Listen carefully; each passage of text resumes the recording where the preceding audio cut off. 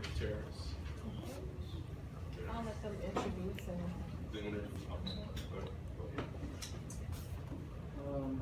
Yes, my name is Adam. We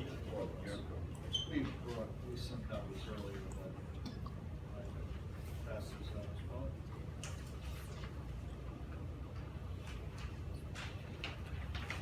well. Yes, my name is Adam Carvalho, Carvalho Architecture, and Mr. Davis here is the property owner.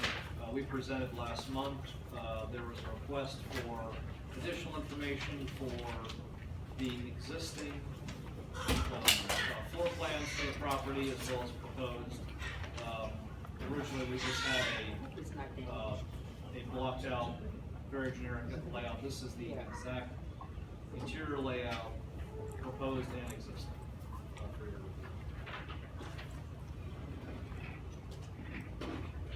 Do you want to just describe what you're? Yeah, just to recap, the property in question originally was built 1937 as a 4-unit building. We have it's in a line of other properties that were all built at the same time. They have the same footprint. They also are 4-unit building, 4 dwelling units. This property was changed some time ago, 2003, to a 2-unit dwelling building. Basically, the 4 units, 2 of them were combined to make a 2 dwelling unit. Mr. Davis would like to return it back to the original density of 4 dwelling units. It does not involve any type of change in the exterior. There is no addition proposed or any change in footprint or building height. It is purely an interior change and a change of use. Basically, just returning back to what it was from 1937 to 2003. It's fairly straightforward. And the request was made last month to provide a detailed floor plan, which we have provided. We've sent. We not only uploaded it to the system's ISIS program, but we also distributed that to the board prior to this meeting. And we've also brought hard copies for everyone to. I don't have access to the ANC 505 email. And I think I indicated the last time we gave you an email. We distributed this information with Shropshire, sorry. It's also right in front of you right now. I did receive a copy of this at 3:30 today, and I've already addressed my objections to Commissioner Shropshire about receiving information a couple of hours before the meeting. I don't know what to tell you other than that this was produced weeks ago. It was distributed. It's also a public document, and we're also presenting to you in a public forum, as we did last month. So, It sounded a little snippy. No need to be snippy. I'm Well- simply stating the facts. you asked for information, we delayed it by a month. We're back now with the same You information. sound a little snippy. Well, I have a problem with having to delay a project by a month for a bizarre technicality, quite honestly. Oh, It's bizarre really- technicality. yeah, it is. Okay. I mean, I don't think that the information we're presenting I'll here tonight note is that. any different than I'll what we note that. presented last month. I'll note that. So, Make sure I send that to the zoning commission. you do whatever you have to. I want to add.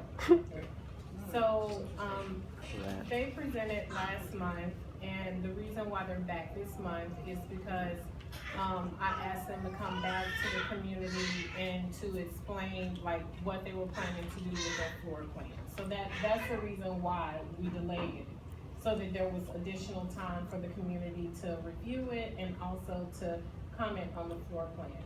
So we met again on yesterday with the community, and they're back today. And there was some, I'll just report on how that meeting went. So basically, the community residents who reside on Homewood Terrace expressed and met with Mr. Beresford yesterday. And there are three exceptions that they're asking for us to approve. And one of them is the use variance. Like they indicated, they're converting a previously 4-unit building that is now a 2-unit. So upstairs is 1 full floor, and downstairs is 1 full floor. But he's taken it and he wants to divide the 2 units into 4 units. So upstairs would be 2 units, downstairs would be 2 units.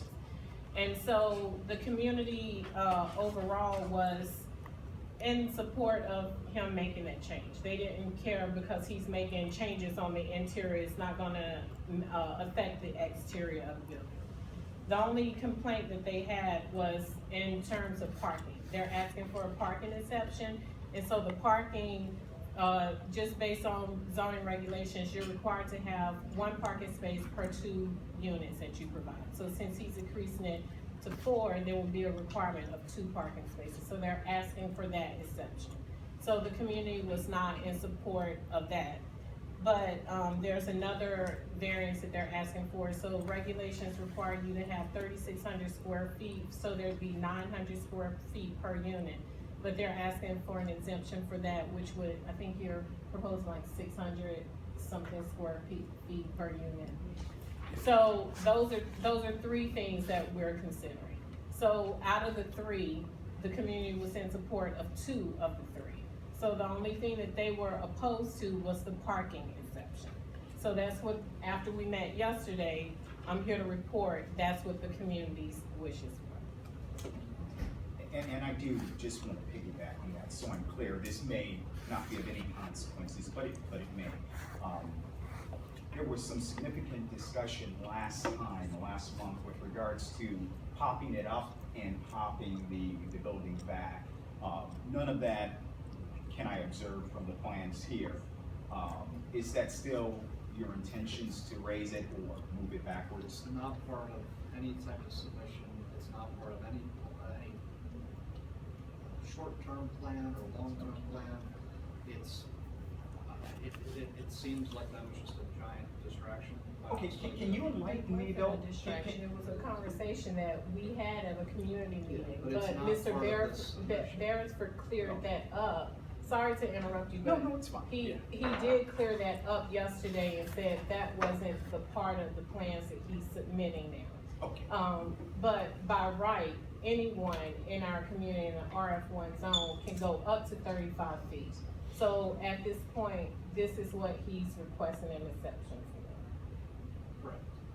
So I just wanted to make sure that was not still part of the plan, and from what I'm hearing from both of you, it's still longer part of the plans to move it up. It never, there was never a drawing, there was never a proposal, it was never written in an application. That, it is true, anybody in that entire district would be allowed to do that if they wanted to, but that's not part of what we're presenting, or it's not part of a future plan. That's what we did. Simply just wants to return the building back to what it was from 1937 to 2003. Again, I'll piggyback on something you said about the parking. This is a building that exists in a block of, I believe, 6 other properties that were built at the same time, identical floor plate, identical building. None of them have parking in the back either, because there is a change of grade from the rear alley to the rear yard that physically makes it difficult to, there's about a 1.5 foot change in grade from the alley to the back of the property, which prevents you from just simply pulling in using it as a parking space. Obviously, it's his benefit to have parking, he would like to have parking, but without sort of major reconstruction of the road, the curb cut, the rear alley, which, part of it is not on his property, it would make it very difficult to actually provide parking. That's why none of those properties along the back side have parking. So I have to add, some comments, in reference to the Office of Planning and also the DDOT. So DDOT,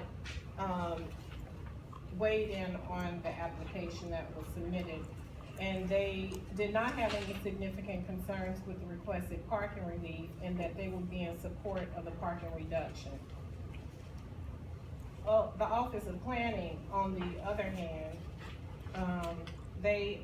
I should say, in addition, they too didn't have any challenges with the parking. The only challenges that they had is for the lot density. One of the major things that they said, based on the regulation, is that because there's a 900 square feet requirement in the policy, that they were recommending 3 units versus 4. because if they build 4, it's going below the 900. So that was one of the comments that they made in their report, throughout the report. So just wanted to add that in full disclosure.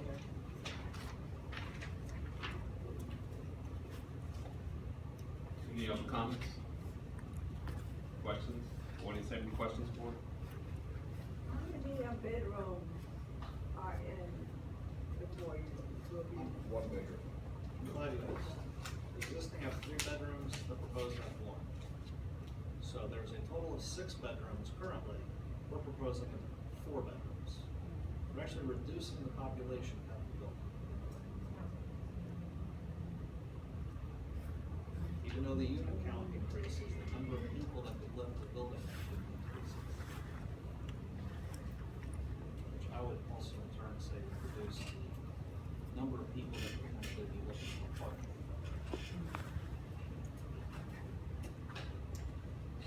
Commissioner Shropshire, do you have a motion? I just wanted to make one more comment before I made a motion. I appreciate you, Mr. Beresford, for your honesty and coming to us and telling us even what your plans may have been in the future. You know, even if it's not right now, Yes. I have appreciated you coming out and being honest with us about what you plan to do. One other thing that, we did talk with him about is that he has current tenants in the building. And so he has been working with one of the residents who is in good standing to help her find a place. And you will, I mean, before you decide to do anything, you will try to go beyond, they have a good relationship. Very good And he's helping her find other housing. So I just wanted to make that known as well. So will they be allowed to move back into the property? Well, she needs more space, and so she has more family members, so after renovation, it will be almost about to come back to the size of the unit. So you're reducing the size of the units after Yes, renovation? from 3 bedroom to 1 bedroom. I see. Yeah. So she actually needs more space because she got kids and grandkids, and the kids getting older, the grandkids getting older, so she actually needs more space. And these will continue to be rental units? Yes, ma'am. And what's the price point? Eventually, we'll complete the project. The, well, I mean, as far as right now, for average rents, it's going for like 1,600 to 1,700 a unit. What are the current rents that tenants are paying? Right now, the tenants are paying like 2,200. So your project is going to reduce the space and reduce the rents? Well, it's gonna increase rent, it's gonna be 4 units instead of 2 units. So you're increasing the rents? Well, total rent, total.